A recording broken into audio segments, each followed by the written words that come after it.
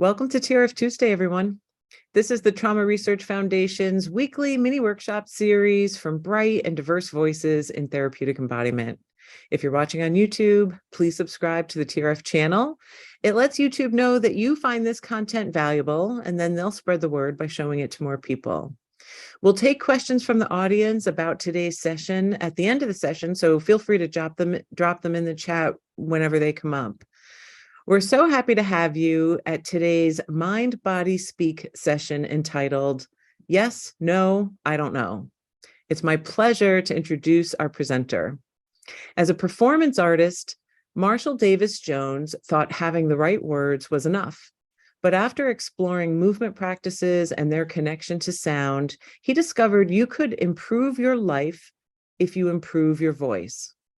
MindBodySpeak is his unique approach beyond words to address the power of the voice. He's trained voices from law enforcement to luxury insurance agencies. He's spoken on TEDx stages. In this series, he offers his voice to help you find the way back to yours. Thanks so much for being here, Marshall. Take it away. All right. Now, thank you for having me. All of the fun things are going to begin. Sharing the screen and opening the chat.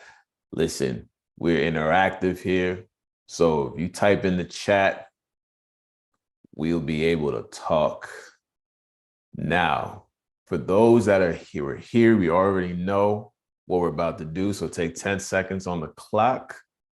Go ahead and yawn, stretch.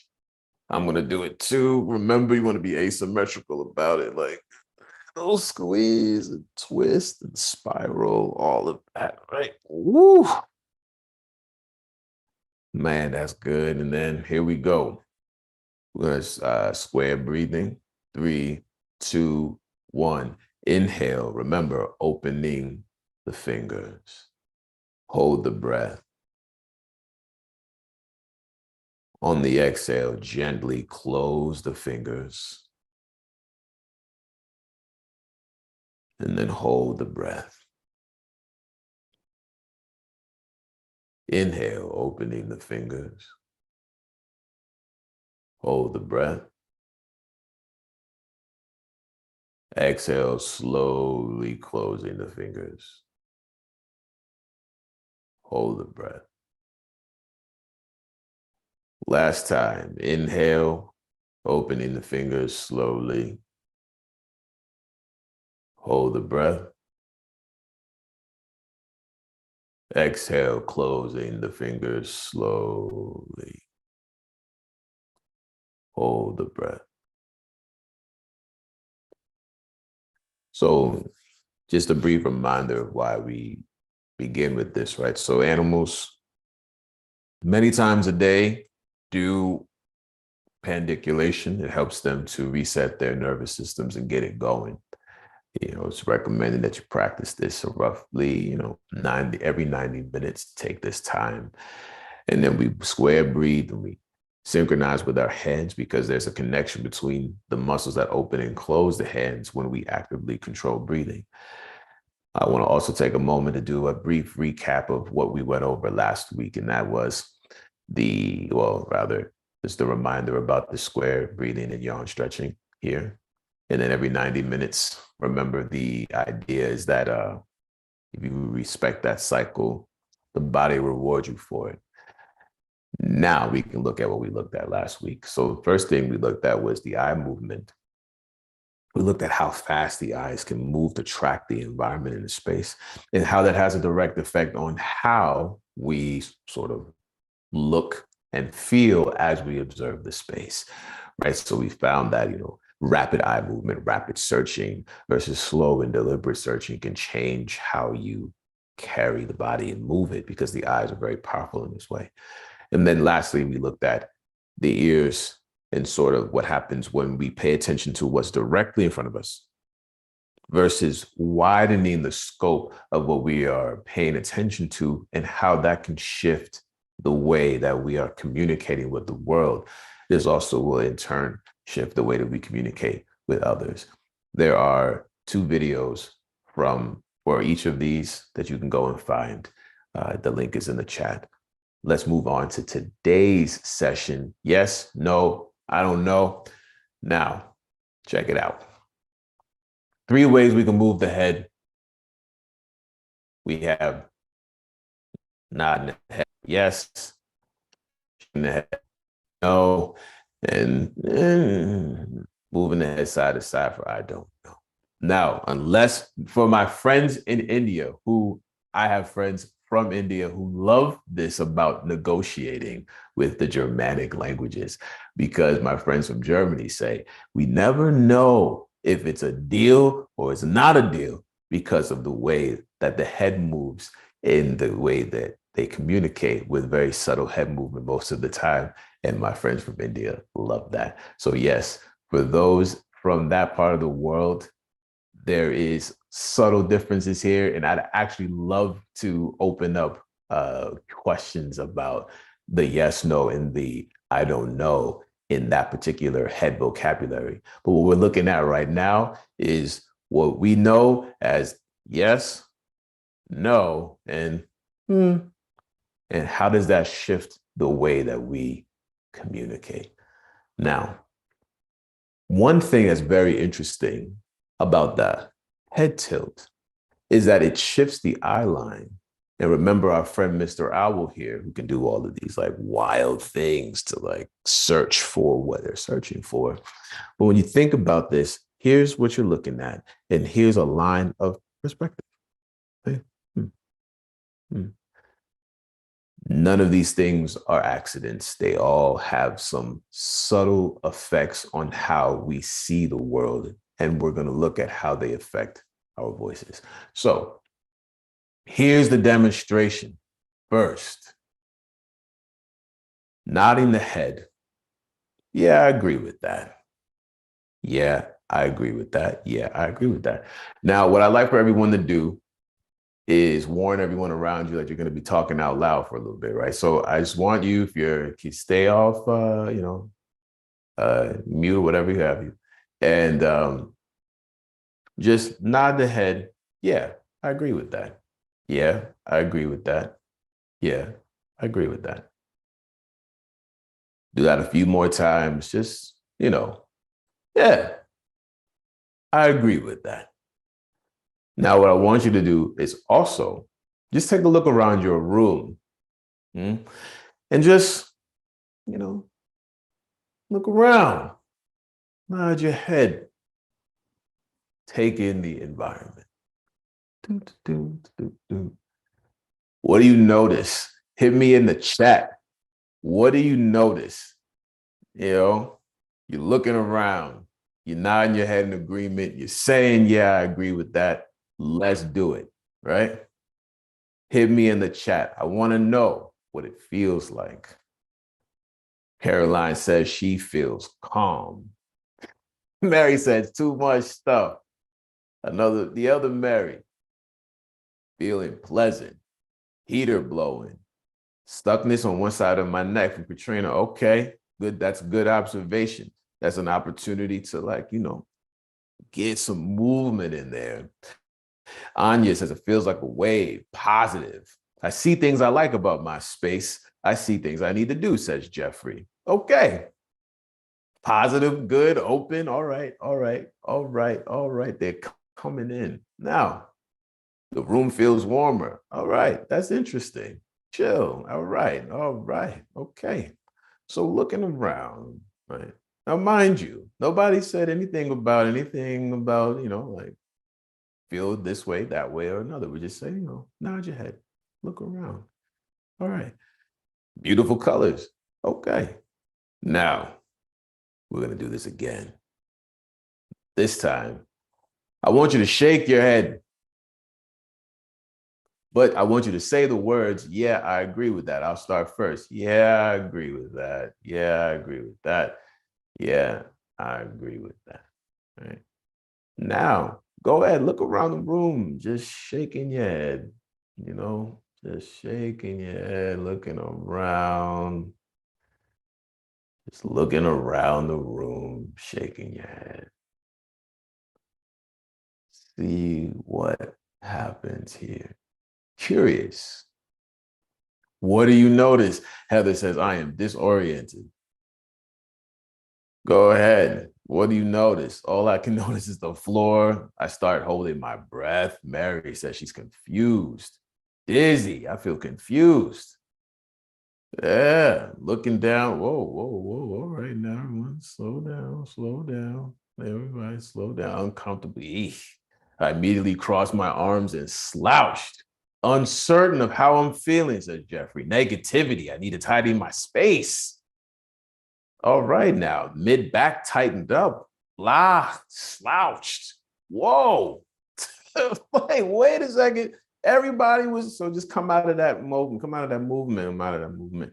Everybody was just like, I got stuff to do, felt great. Everything was awesome. Boom, boom, boom. And some people who just spoke one way, I see in the chat, I'm like, oh, I don't like this. It just feels different. Okay. One more go. I want you to head side to side, like, yeah, I agree with that. Yeah, I agree with that. Yeah, I agree with that. Let's see what that feels like to say it. Like, yeah, I agree with that. The big maybe.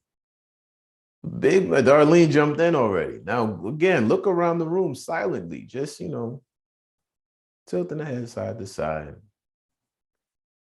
See what that's like. Danielle says, wishy-washy. Thoughtful. Mary says, I feel non-committal. Thoughtful. And what is this like? Jeffrey, a bit of regret. Still feels young. Feels like I'm on a boat. Carrie said I'm on a boat. Lethargic. Okay. Now, that was what happened when you moved your head a lot. Katrina said, neck is loosening up nicely, but can I keep my eyes open because the movement wants me to close my eyes? Interesting. It makes me aware of my breath. So here's what's happened so far is that we've had these subtle changes in the head movement, in the actual head movement, the overt head movement, and changes in attitude and things like that. Guess what we're about to do, ladies and gentlemen? We are going to go doo-doo. We're going to go back. We're going to do this again. But here's what's going to change. I want you to bring the intention alone. Do not move your head. Just bring your mental awareness. What you are doing is just intending on moving the head in each of these. So I'll demonstrate. Yeah, I agree with that. Yeah, I agree with that. Yeah, I agree with that. I look around. I'm not nodding my head, but the intent in my body is there. Taking a look. Now, everyone else, I want you to do this.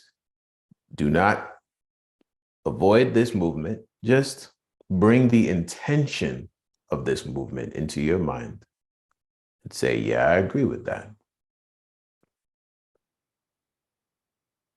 And then afterwards, take a look around your space, just keeping that intention in your mind.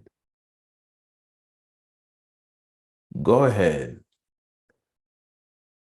You might notice something else. What do you notice this time with just the intention alone and nothing more? Hit the chat. Go ahead. More present than the last time. Found myself nodding anyway. Absolutely. Calmer. Gail says she likes her space. Cameron, I'm okay. The context widens to include the body in the space. Okay. AW says it feels robotic. Neil feels calmer. Lynn feels restrained, felt confused when looking around. Intonation changed to match the intent from Mary. Restrained. All right. Okay. The first thing I'd like to pull forward feels natural. I found my voice changed, feel more aligned with the things I need to do, less regret that I haven't done them yet. I really am really enjoying Jeffrey. Like he moves like with each one. He's like, and here and then there and then, and then. The first thing I want to bring forward is the calm of just the intention and also the vocal change. The intention to move the body. There are certain movements in muscles that respond only to intent, and they run along the spine. So your intent to move in any direction before you pick up a cup, there are muscles that have to activate to stabilize you so that reaching for a cup doesn't off balance you. Also, the wonderful thing about motor intent is that motor intent is enough to get other mechanisms going. Our head sits atop our spine. Everything is one unit connected. So when we bring the intent, we automatically bring that tone into our voice. Now, I could be full of it. So we have to see what happens now, here. So this, again, same thing, keeping the head still. And by still, I just mean that I'm not overtly doing this. I'm just, very, very barely any movement. But I'm going to put the intention of no. So yeah, I agree with that. Yeah, I agree with that. Yeah, I agree with that. You might notice that something has changed in my tone almost immediately. Now I look around the room with this same intent, very subtly being gentle. But I want you to do the same thing. Yeah, I agree with that. Intention is to shake the head no. See what that feels like as you say that and look around the room. Gail has already brought it forward. It's just tight. There's tension. Disingenuous, Mary says. I feel self-deceptive, says Jeffrey. All right now. Passive-aggressive, a rise in tension, not authentic. Absolutely, it doesn't, right? It's like, I feel like I'm about to explain why I actually do not agree with that. Absolutely, right? You're like, this is different. Uncomfortable, feelings of negative, tone of voice slower and deeper, etc. Absolutely. Now, all of these things have become clear. Now, you have the words, yeah, I agree with that. But the body is doing something else. And so the body and the words are like, they're not in alignment. How many times have we had that experience when someone says, hey, how you doing? I'm fine. We already know that they're not. The words are, I'm fine. But the body says something completely different. But it's very subtle because we have to be aware of where other people are coming from when they vocalize. It's important to us as a species. So we're highly resilient in detecting these things. Well, let's see what happens now when we go here to, yeah, I agree with that, with the head tilt. Again, I'm not going to move my head overtly, but bring the intent. Yeah, I agree with that. Yeah, I agree with that. Yeah, I agree with that. Now, let's see what happens when you do it. Just bring in the intent of the head side to side. Yeah, I agree with that. See what that feels like. Caroline says it feels more like a question rather than a statement of a fact. Okay. What else? What else? What else? What else are we recognizing? We're saying the same words. Tone goes up, feels unfinished. More like an investigation is open. Feel like I'm about to qualify what I've just said. Again, a big maybe. The previous time it felt like apathy. This time it feels like discovery. Interesting. Mary says, my voice feels less strong. Michelle says, higher voice. Cameron says, it's possible. It's possible. The same 5 words are, yeah, I agree with that. And if you saw them in a text, or maybe if you read them in an email, saw them in a book, we could interpret those words as, yes, I agree with that. And this is where lawyers, right? They like, it's on the contract, right? No one asks you what tone of voice did you sign that contract in. It's like, here are the words, you read it, you agreed, right? The thing is, though, is that our communication doesn't work like that. It would be very challenging for us to rely on words alone to tell others what we mean. But why is it that just the intention of head movement is enough to change the tone of voice? The larynx and all of the muscles around there is a highway of possible movements that go from the shoulders, from the clavicle, from the sides of the neck, from the top of the head, all the way through. This is like Port Authority. This is the terminal. So much bodily possibility meets here. Your tongue runs all the way through your feet. So anything subtle is enough to shift how your voice leaves you. But the curious thing is, well, what's happening with these motor intentions in the body? How is it shifting our perspective about what we're saying or even what we're feeling as we look around? There was a study that showed that when we make head movements, we are talking to ourselves first. It's very much like when they say on the airplane, put your own mask on first before you help someone else. So you put your mask on, boom. So when someone is nodding while they're listening to you, you might interpret that as they are agreeing with you. But what they could be doing is agreeing with themselves that they might need to go somewhere else. Something else might be a better idea. So you cannot rely on the physical of what you see as an agreement with you, but it is an indication of how we are interacting with ourselves. One thing I like to say here is that where the head is where we are headed, right?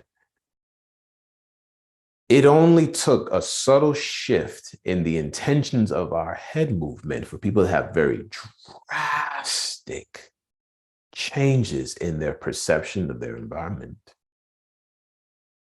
And also in their perception of how they sound to themselves. It's like, oh, I don't sound as sure anymore. Oh, okay.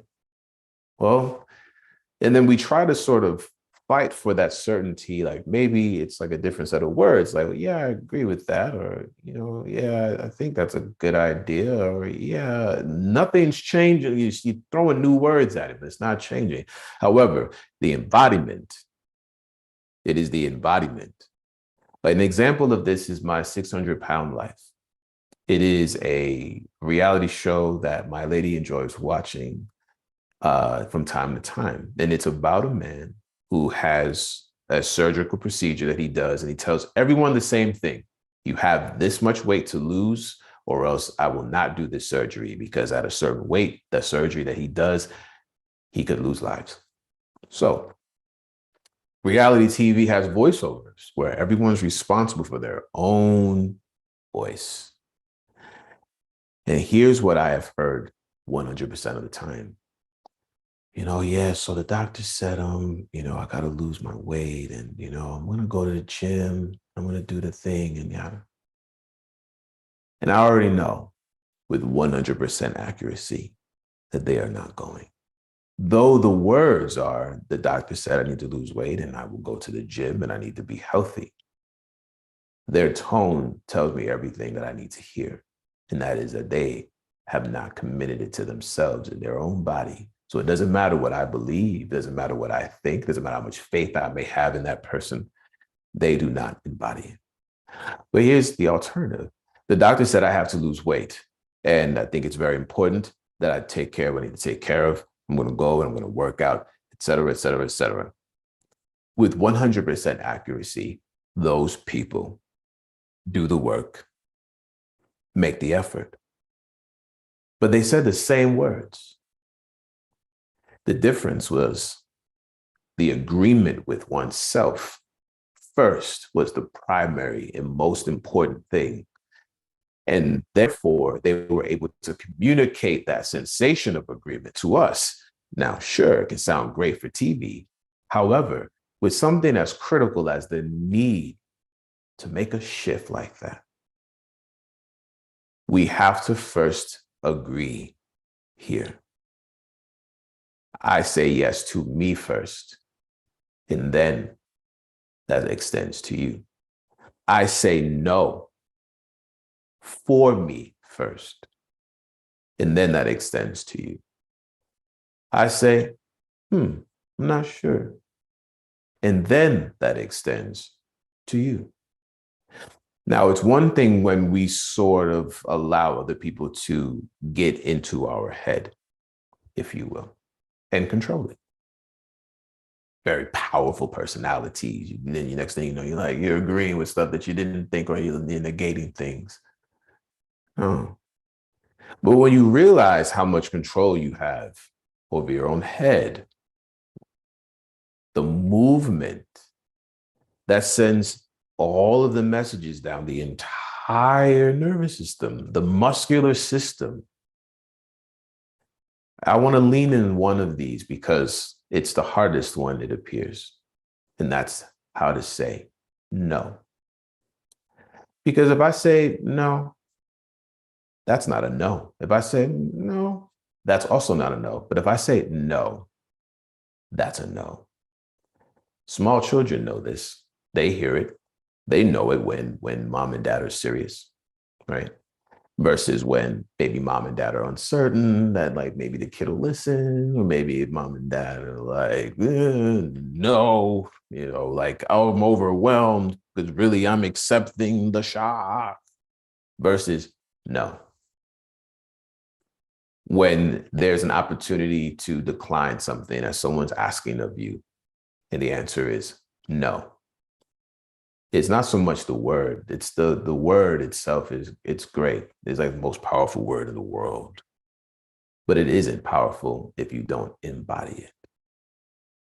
If you can't say no, because this is no.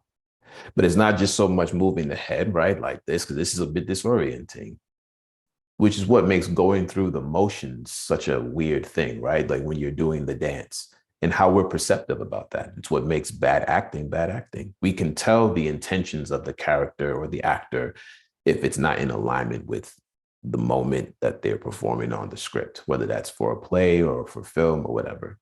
We feel that, we know it, we sense it. So, yes, no, I don't know. I want us for this week to become aware of the subtleties in our body. Is this a yes? Is this a I don't know? Is this a no? And be able to look within and take that moment with yourself. It's okay. Usually when we think about dialogue, it's like, well, what is the purpose of the moments where we don't speak? The moments where we stay quiet. That gives us an opportunity, that silence gives us an opportunity to check in. Then we're being honest with ourselves, because we can try to lie to everyone else, but the body will not lie to us. The body will tell us exactly what it is, and we can't run from it. And so if we want to make a change, we must change the embodiment. So yes, no, or I don't know. The answers to that is up to you, if you so choose. I'd like to recap.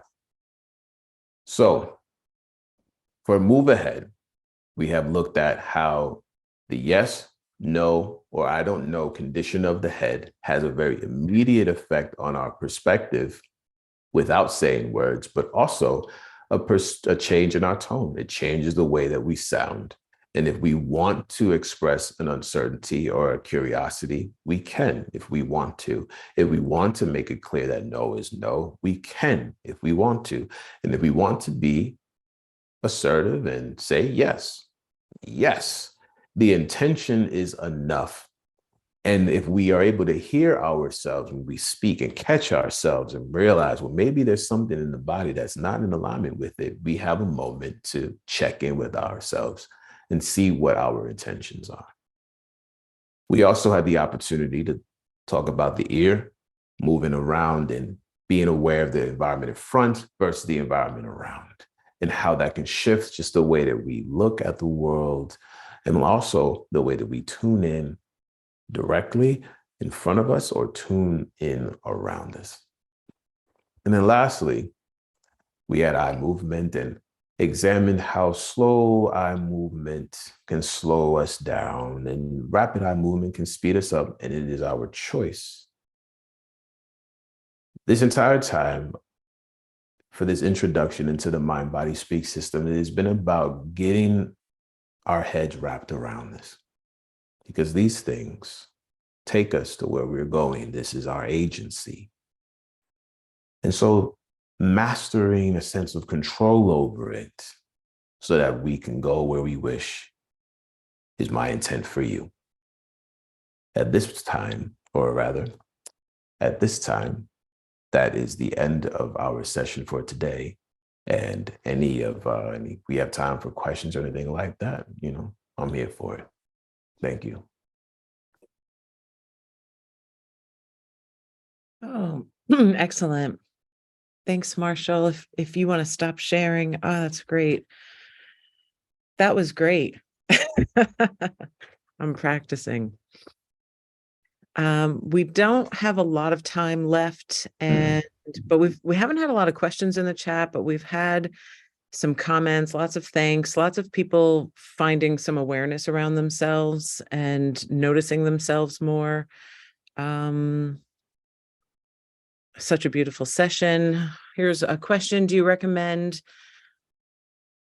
a recommendation for how to gently release pain in the neck through head movement and voice together? So with that, there's a couple of things here, because we would have to, you would have to define whether or not it's acute pain from something that is in your neck, but there's also something called neuropathic pain. And neuropathic pain is pain being sent from the brain that is purely emotionally based, and it's just the pain being turned up, like the volume being turned up on pain being somewhere, just because of how you feel. The fast recommendation is, being very gentle with, slowing the head down and moving it around in this many degrees of motion. We live in a world where everyone seems to be like this, and like this is like the default, and you're in your phone or whatever have you. So we want to move the head around, because you can get fascial adhesions in certain places. If the head doesn't move, or any part of the body doesn't move, our fascia goes, okay, let's reinforce it, lock it up, tie it up, make it easier for everybody. And so as you discover moving the head around, you might experience some fascia that has to be deconstructed. And so you're like, okay, but be gentle with that. Be gentle with yourself, stay within your range of motion, and expand your range of motion with time. Yeah, thank you. That's great. I just want to say, Anya said she logged in at 2:30 a.m. She's in India Standard Time to catch the session, and it was totally worth it. Nancy, you've got a great question, but I'm so sorry we're out of time now. Marshall, this has been really enlightening. Thanks so much again for being with us, and we look forward to next week. We have the final session next week. Big thank you to the audience. We offer these programs. We offer the programs for you, whether you're already in our community or you're new to TRF. You can find past sessions in the TRF Tuesday library on our website. Behind the scenes, working hard, are TRF team members, Pat Murray, Star Muhammad, Connor McCann. I'm Mary Frangie, and we really look